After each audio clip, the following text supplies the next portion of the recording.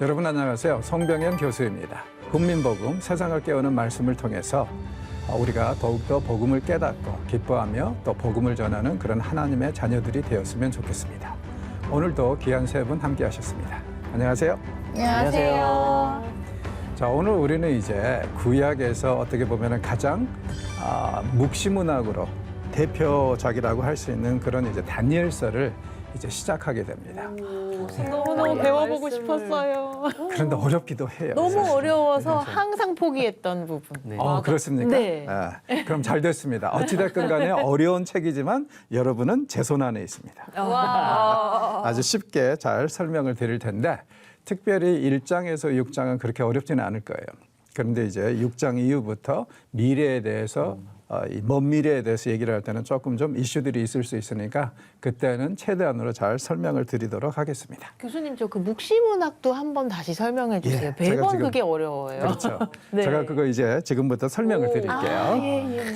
그래서 이제 우리는 구약의 묵시문학 하면은 에스겔서, 다니엘서를 가장 대표작으로 꼽는데 묵시문학이 뭐냐 이거예요. 어떻게 보면은 묵시문학하고 예언은 별반 다를 바는 없습니다. 왜냐하면은 예언도 많은 경우에 미래에 있을 일에 대해서 얘기를 하잖아요. 그리고 묵시문학도 미래에 대해서 얘기를 하니까 다만 차이는 뭐냐면은 예언은 대체적으로 보면 가까운 미래에 관한 거예요. 예언서들은. 그런데 묵시문학은 아주 먼 미래, 쉽게 말해서 종말에 있을 일들. 그걸 이제 중심으로 얘기를 하고 있고, 그리고 또 한 가지 차이는 뭐냐면은 예언은 대체적으로 선지자들이 하나님의 말씀을 받아서 그대로 전달하는 것으로 끝나요. 왜냐하면은 내용을 이해하기가 그렇게 어렵지는 않으니까. 반면에 묵시문학은 대체적으로 보면은 꼭 천사나 어떤 이름 모를 신분이 확실하지 않은 가이드가 있어요. 그래서 이제 예언자들이 이 묵시문학에서 예언을 받고 나서 확실하게 이해를 못할 것 같으면은 이 가이드들이 설명을 해줍니다. 해설자가 존재하는 그렇죠. 거네요. 예. 그래서 이제 그런 부분들이 있으니까 사실은 묵시문학이 그렇게 어렵게 느껴질 필요는 없어요. 왜냐하면은 기본적인 가이드라인은 이미 이 천사들이 다 대체적으로 설명을 해주니까. 꼭 알고 싶은데 안 알려주는 경우들도 있기는 있어요. 왜냐하면 그건 쉽게 말해서 아직도 미래에 있을 비밀로 남겨두라는 의미에서. 근데 그 외에는 대체적으로 그냥 다 설명을 해줍니다. 그래서 이제 묵시문학 하면은 사실은 선지서의 일부라고 생각을 하시면 되고, 그 다음에 꼭 가이드가 있고, 설명이. 그리고 묵시문학의 가장 핵심은 위로와 소망에 있습니다. 격려에 있어요. 왜 그럴까요? 왜 그럴까요? 자, 이제 이걸 이해를 하려면은 묵시문학이 발전하는 시대를 한번 생각을 해보십시오. 대체적으로 어떤 때냐면은 현실이 불안할 때, 미래가 불확실할 때예요. 네. 자, 그러면은 현실이 불안하고 미래가 불확실할 때 사실 우리가 제일 위압감을 느낄 수도 있잖아요. 그렇죠. 불안하고. 그러니까 이제 묵시문학은 이럴 때 발전하면서 너희들 걱정하지 마라. 하나님의 손안에 모든 것이 있고 너희들이 불안해하는 이 현실도 지금 현재도 주님이 다 주관하고 계시고 그리고 앞으로 될 일도 다 하나님이 진행하시는 일이고 다 계획하신 대로 이루어져 가는 것이니까 어떤 일을 경험해도 걱정하지 마라. 자, 그래서 이제 이러한 상황을 우리가 고려를 하면은 우리나라도 생각해 보십시오. 언제 우리 이 기독교 역사에 보면은 묵시문학이 가장 활성화되었었냐면은 70년대, 80년대였어요. 그때는 이단들이 엄청 많았습니다. 근데 이단들의 특징은 뭐예요? 예언서, 더욱이 묵시문학 가지고 장난치는 게 이단들이죠. 그래서 이제 이때 보면은 아주 이 한국에서도 묵시문학 가지고 장난치는 사람들이 굉장히 많았었는데 그럴 수밖에 없는 게 70년대, 80년대 우리나라는 격동의 세월을 보내면서 엄청난 변화가 왔고 그다음에 북한과의 관계에서도 혹시 기억나세요? 70년대 유언비어가 막 퍼져 있었어요. 초에. 어떤 유언비어가 퍼져 있었냐면은 70년대 초에 김일성이 남북 통일을 남침을 해가지고 통일시킨 다음에 남한에서 환갑잔치하기를 원한다. 아마 간첩들이 퍼뜨렸겠죠. 그런 소문들이 빡 퍼졌어요. 그러니까는 사실은 이런 얘기 들으면은 불안한 사람들은 걱정할 수밖에 없죠. 그래서 이제 이 묵시문학이 이스라엘 역사에서도 보면 항상 불안할 때 언제냐면은요, 처음에 이 586년 바벨론으로 끌려가기 바로 전후에 네. 그때 이제 가장 활성화됩니다. 그리고 나서 좀 있다가 나중에 이제 중간문헌이라는 게 나와요. 그러니까 뭐냐면은 구약하고 신약 사이에 유대인들이 이렇게 이제 성경 해석도 하고 자기네들 나름대로 이제 뭐 계시받았다고 하기도 하는데 그러나 이제 이건 영감받은 게 아니니까 성경에는 못 들어갔는데 그걸 이제 중간문헌이라고 그러는데 중간문헌의 아주 대다수가 묵시문헌입니다. 문학이에요. 왜 그러냐면은 바벨론 포로 생활에서 돌아와서 페르시아 시대를 지나면서 헬라 시대를 지나면서 로마 시대를 지나면서 유대인들의 사회가 엄청나게 고난을 당하고 힘들었거든요. 그러니까 이 시대에 또 당연히 뭐가 발전하겠어요? 묵시문학. 그리고 이제 신약에 와서는 묵시문학의 대표 주자가 어느 책이죠? 요한계시록. 그렇죠. 그래서 이제 요한계시록이 신약의 어떻게 보면 유일한 묵시라고 뭐 유다서하고도 좀 그쪽으로 쏠리기도 하는데 사실은 요한계시록도 잘 보시면 전혀 새로운 게 아니에요. 구약에서 에스겔서, 그다음에 스가랴서, 그리고 이사야서 일부, 그리고 특별히 다니엘서를 알고 나면 요한계시록의 90% 이상은 쉽게 풀립니다. 그리고 나머지 한 10%는 중간문헌을 보시면 돼요. 그러니까 이 중간문헌들의 묵시문학이 굉장히 발달했다고 그랬잖아요. 네. 그래서 이제 그거하고 연결을 하면은 이제 거의 99%다 우리가 생각하는 것만큼 그렇게 복잡하지 않고 쉽게 풀려요. 그리고 이제 예전에는 구약하고 신약의 이 묵시문학을 연결하는 게 주류였다면은 이제 그쪽으로는 어느 정도 하고 나니까 요즘에 그 묵시문학 쪽으로 또 특별히 요한계시록으로 PhD 박사 논문들이 나오는 걸 보면은 상당수가 뭐에 연관이 되어 있냐면은 요한계시록하고 중간문헌의 연결고리들. 그렇게 해서 이제 나오는 것들을 보면은 이 묵시문학이 어떤 상황인지 대충 아실 것 같아요. 다니엘서를 보면은 그러면 저희가 오늘부터 다니엘서를 공부하게 되면 다 공부를 했을 때 요한계시록을 보게 되면은 그래도 조금 더 금방 이해할 수 있는 어떤 훨씬 가이드라인이 이해가 쉬울 되겠네요. 겁니다. 오, 여러분 놓치면 안 됩니다. 시청자분들 놓치면 안 돼요. 그리고 다니엘서에서 말하는 적그리스도가 요한계시록에 그대로 드러나요. 아예 거의 똑같아요. 또 연결돼. 그러니까 이제 그런 부분들을 보면은 전혀 이게 어렵지 않고 굉장히 도움이 될 겁니다. 너무 기대된다. 자, 묵시문학을 얘기를 할 때 보통 우리가 이 선구자를 누구라고 얘기하냐면 이사야라고 그래요. 이사야는 선지자잖아요. 그리고 이사야는 예언만 남긴 것 같은데 왜 그러느냐? 여러분이 이제 잘 보시면은 이사야에서 24장에서 한 28장까지는요 묵시에 관한 거예요. 종말론에 관한 거. 그래서 이제 여기 보면은 이제 세상이 끝나는 날 있을 온갖 일들을 얘기를 합니다. 심지어는 부활도 얘기를 해요. 자, 구약은 부활에 대해서 거의 직접적으로 언급은 안 하거든요. 네네. 예.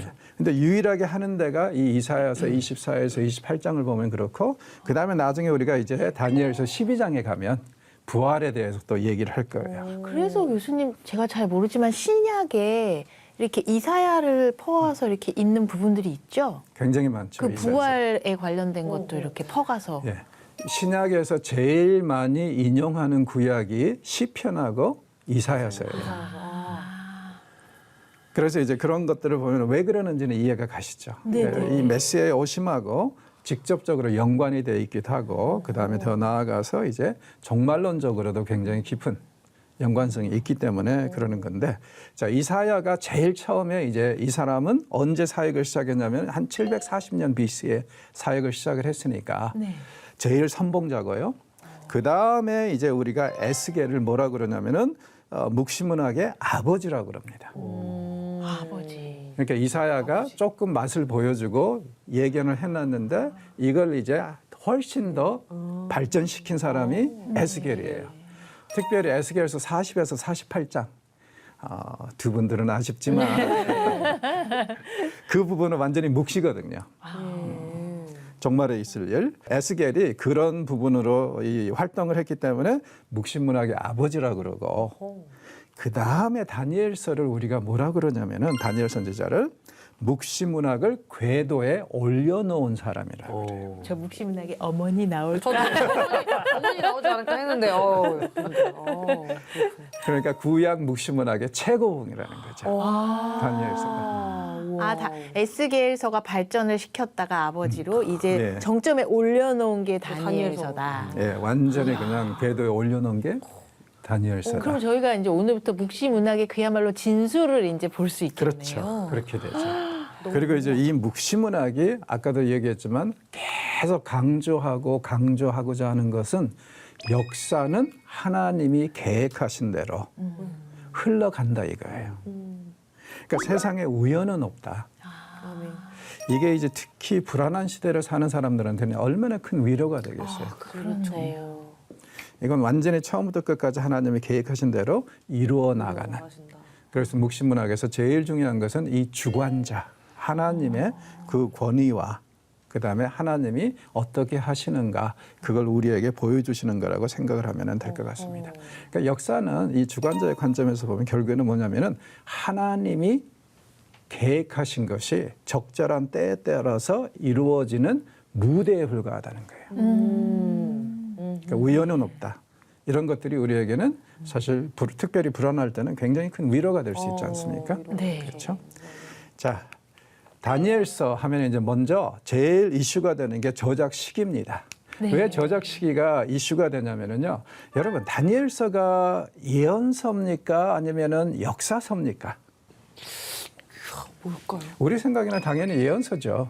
네. 미래에 대한 거니까. 묵시에 대한 것들. 그런데 이제 왜 일부 사람들은 뭐라고 얘기하냐면은 사실은 다니엘서는 주전 2세기 중반쯤에 쓰여진 그러니까 역사서라는 거예요. 근데 이 역사서가 마치 미래에 대한 것처럼 예언인 것처럼 가장을 하고 쓰여진 역사서라는 거예요.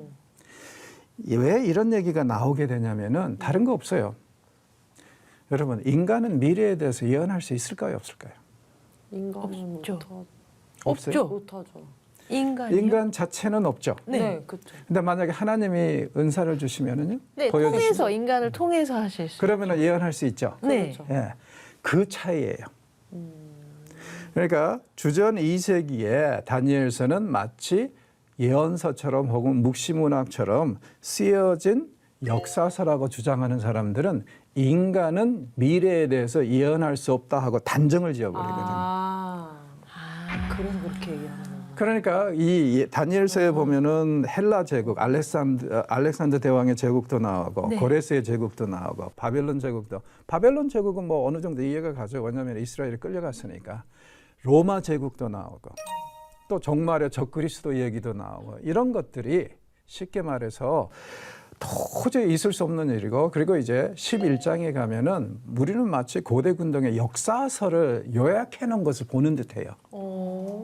구체적으로 남쪽 왕과 북쪽 왕들이 서로 싸우는 얘기들이 계속 나오는데 이걸 보면은 톨레미 왕조, 이집트를 중심으로 한 톨레미 왕조하고 그다음에 셀리우쿠스 왕조, 시리아를 중심으로 한 이 둘이 옥신각신하는 거거든요. 몇백 년에 거쳐서. 그런데 그 부분이 너무 정확하게 구체적으로 그리고 사건 하나하나를 보면은 이 톨레미가 누구고 이 셀리우쿠스 왕이 누구라는 것을 딱 얘기할 수 있을 정도로 되게 명확하게 구체적으로. 그러니까 이걸 이제 못 받아들이는 거죠.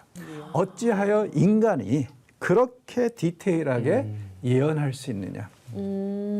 일단은 예언의 은사가 있다는 거 네. 그거 확실히 알고 고백한다면은 굳이 다니엘서가 역사서로 읽혀질 필요는 전혀 없습니다. 네. 그렇죠? 그러니까 이것은 전제의 싸움이에요. 그래서 인간이 예언할 수 있느냐 없느냐. 그 전제에 따라서. 자, 그런데 이제 제가 볼 때는 주전 2세기는 아닌 것 같아요. 아무리 그 역사로 본다고 해도 이게 문제가 되는 게 왜냐면은 이스라엘 사람들은 바벨론 포로 생활에서 돌아온 다음부터는 열방에 대해서 이방 나라들에서 굉장히 부정적으로 생각을 하거든요. 근데 다니엘서에 보면은 그 이방 나라들에 대해서 굉장히 긍정적이에요. 이건 제가 볼 때는 상당히 좀 이 데이터를 설명하기가 좀 어려운 것 같아요. 이스라엘이 이렇게 어떻게 보면은 열방에 대해서 그래도 어느 정도 긍정적인 그런 관점을 가질 때는 사실은 바벨론 포로 생활이거든요. 네. 그러니까 주전 6, 7세기 그 이후에 이제 페르시아 시대 지나면서 뭐 헬라, 로마 시대 때는 엄청나게 부정적인 관점을 가지고 있었어요. 왜냐하면은 특별히 알렉산더 대왕의 그 이 헬라 제국이 가나안 지역으로 들어오면서 완전히 그냥 그 가나안 지역을 쉽게 말해서 헬라화 시켜버리거든요. 헬라나이제이션. 그런 것에 대해서 무지하게 부정적으로 생각을 했어요. 그리고 이제 그때부터 이제 더 구체적으로 메시아의 오심을 갈망하고, 그 다음에 로마 제국이 그 뒤를 이어서 이제 다스릴 때 로마 제국에 대해서는 매우 부정적이었잖아요. 그러니까 이런 점들을 고려하면은 제가 볼 때는 지금 다니엘서가 굉장히 이방 나라들과 그 다음에 이방 왕들에 대해서 호의적인 면모를 그렇게 잘 설명을 못할 것 같습니다. 그리고 이제 다니엘서를 할 때 이제 또 이 사람들이 주전 2세기라고 주장하는 건 뭐냐면은 다니엘서는 특징이 뭐냐면은 아람어하고 히브리어 두 개를 쓰고 있어요. 아람어하고 히브리어하고. 자, 그래서 이제 히브리어는 원래 유대인들이 쓰던 거. 이게 이제 6장 3절까지인가 거기까지가 히브리어로 쓰였고, 그 다음부터 이제 또 아람어로 쓰였고, 나머지 부분들. 그러다가 또 다시 히브리어로 돌아와요.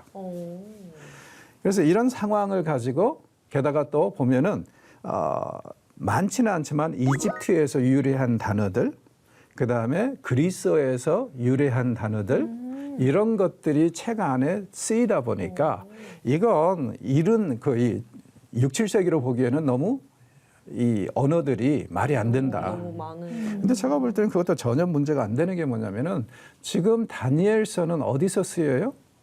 바벨론에서 쓰였잖아요. 그렇죠. 그러니까 바벨론은 지금 여러 나라들이 지금 결집해 와 있는데 당연히 거기서 필요한 영어들은 쓸 수 있죠. 외래어 같은 것들. 예, 외래어 충분히 쓸 수 있죠. 많지도 않아요. 단어 몇 개예요. 그래서 이제 이런 것들을 보면은 우리가 굳이 주전 605년에 다니엘이 바벨론으로 끌려가서 거기서 살면서 쓰였다 하는 것을 부인할 필요가 없고, 게다가 예수님도 다니엘의 역사상을 인정했을 뿐만 아니라 에스겔도 한번 생각해 보시죠. 에스겔이 이스라엘 백성들이 얼마나 죄를 심하게 되느냐면은 다니엘 같이 노아 같이 훌륭한 의인들이 와도 하나님이 용서하지 않을 거라고 그래요. 그러면은 이제 에스겔이 지금 다니엘을 언급을 하고 있잖아요. 물론 이제 어떤 사람들은 뭐 스펠링에 뭐 이 하나가 뭐 좀 요약이 돼 있다 하면서 뭐 딴 사람이다 하고 막 억지를 쓰는데 그건 근거가 없는 얘기예요. 왜냐면은 그 사람들이 얘기하는 다니엘이라는 사람은 전설 속에 신화 속에 나오는 사람이거든요. 가짜 신화. 그러면은 생각해 보세요. 이스라엘의 선지자가 의로운 사람의 예를 들을 만한 사람이 부족해서 이방인들의 신화에 등장하는 사람을 언급하겠어요? 너무 억지 춘향이네요. 네, 말도 안 되죠. 그러니까 이제 제가 볼 때는 전혀 그런 것은 근거가 없는 얘기고, 지금 이 거기서 이 에스겔이 언급하는 사람은 반드시 자기 시대를 살았던. 자, 에스겔이 다니엘을 아는 척은 안 하는데 같은 시대에 바벨론에 있었잖아요, 이 사람들이. 다니엘은 605년에 끌려가고 에스겔은 597년에 끌려가고. 그리고 다니엘은 가자마자 굉장히 유명해지는 정치인이 돼버렸잖아요, 관료가. 그러니까 분명히 에스겔은 다니엘에 대해서 얘기를 들었을 거예요. 공동체에서. 그래서 그 얘기를 들으면서 이 사람을, 그리고 이 사람이 얼마나 바르게 산다는 걸 아니까 당연히 의로운 사람으로 모델로 삼는 것은 당연한 거 아닐까요? 그런데 뭐 이 완전히 신화 속에서 나오는 그런 인물이다. 이건 제가 볼 때는 말이 안 되는 소리고 설득력이 어렵다는 거죠. 자, 이런 이제 특별한 의미가 있는 것 같습니다. 자, 그리고 이제 이 다니엘서가 우리에게 제시하는 이 교훈들을 간단하게 좀 생각해 보면은, 무엇보다도 강조하는 게 이거예요. 역사 속에 마치 존재하지 않으신 것처럼 숨겨진 하나님을 볼 수 있어야 된다는 거예요. 네. 왜 묵시문학에서 이걸 강조하는지 이해가 가시죠? 왜냐하면 우리는 보통 세상 모든 일이 우연 혹은 세상 권세자들이 다 이렇게 좌지우지하는 걸로 생각하잖아요. 근데 그렇지 않다는 거예요. 역사는 하나님이 운행해 나가시는데 이게 때로는 어때요? 완전히 하나님의 숨겨진 상태에서 하나님이 그런 상태에서 진행되는 것 같은데 사실은 모든 게 숨겨진 하나님이 진행하고 있다는 거예요. 그러니까 이게 우리에게 강조하는 건 그겁니다. 제발 너네들이 눈에 보이는 것만으로 판단하지 말라는 거예요. 네. 우리 뭐 종종 그렇게 노래하잖아요. 이 눈에 아무 증거 아니 배워도. 그래놓고 현실을 판단할 때는 보이는 것으로만 판단할 때가 많잖아요. 솔직히. 맞아요. 네, 맞아요. 맞아요. 그런데 숨겨진 하나님을 제발 좀 깨닫고 의식하고 마음에 품어라.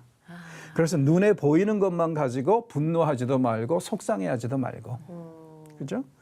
그다음에 이제 이스라엘에게는 굉장히 중요한 교훈인데 여호와는 누구신가?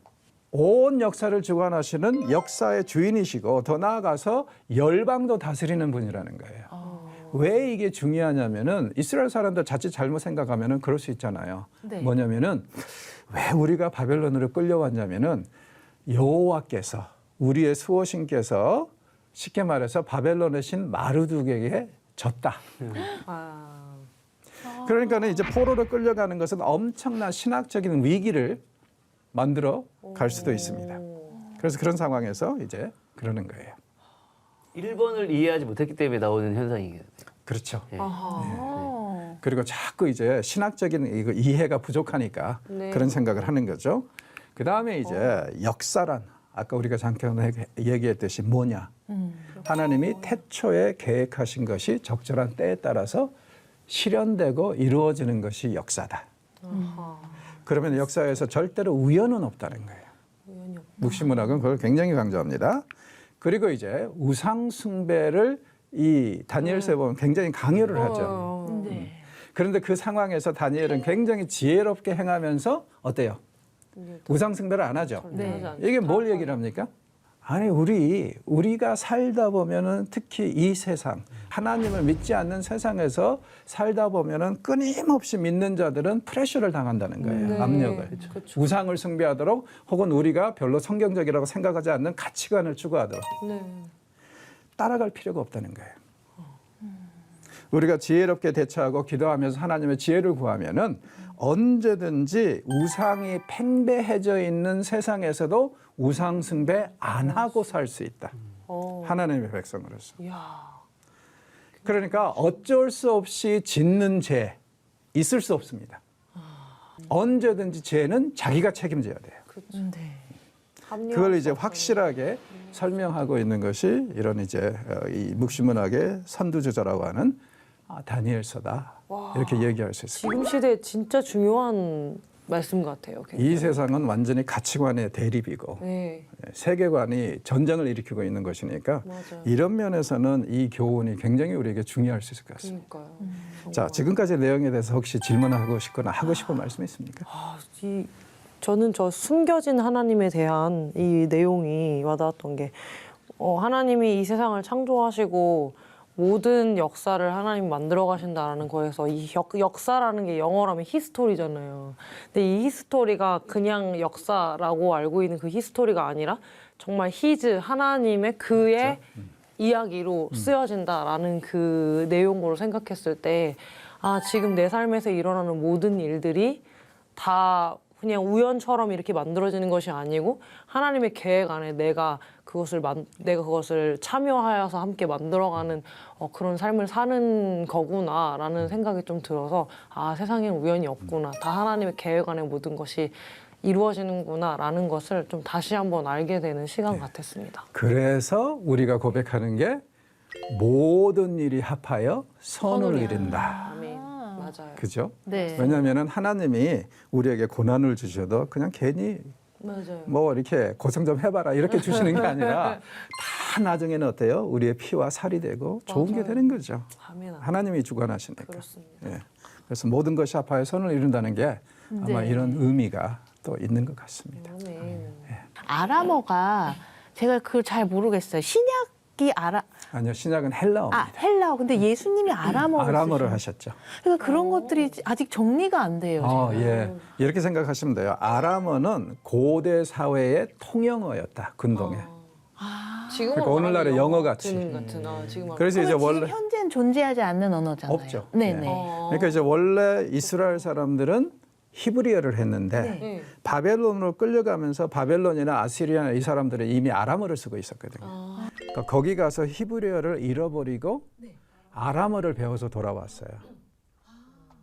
저기 그 에스라서에 보면은 에스라가 말씀을 히브리어로 읽고 네. 그다음에 소급으로 레이 사람들이 나눠가지고 아람어로 강론하는 얘기가 나와요. 왜냐하면 귀향민들이 벌써 히브리어를 다 잃어버렸기 때문에. 네. 그게 이제 아람어입니다. 그러면 헬라어 신약은 다시 헬라어로 쓰요. 그렇죠. 알렉산더 대왕이 네. 온 세상을 지배하면서 그 통영어를 바꿔버렸다. 그렇게 생각하면 돼요. 그래서 헬라어하고 라틴어 일부가 로마 제국이니까 네. 이제 통영어가 되는 거죠. 신약은 그때 당시에 통용어로 사용된 헬라. 헬라어로 써야지. 글을 쓸 그렇죠. 때만요? 예. 아니면 말도요? 그러니까 이제 글을 쓸 때도 말도 다 헬라어를 쓰는데 근동 지역에서는 가나안 지역에서는 아직도 아람어가 쓰였기 때문에 예수님이 아람어를 하시죠. 네네. 정리가 좀 되네요. 언어가 좀 헷갈리죠. 네. 자, 그러면 이제 오늘은 이렇게 마무리하고 다음 주에는 이제 1장 본격적으로 들어가도록 하겠습니다. 네. 수고하셨습니다. 감사합니다. 수고하셨습니다.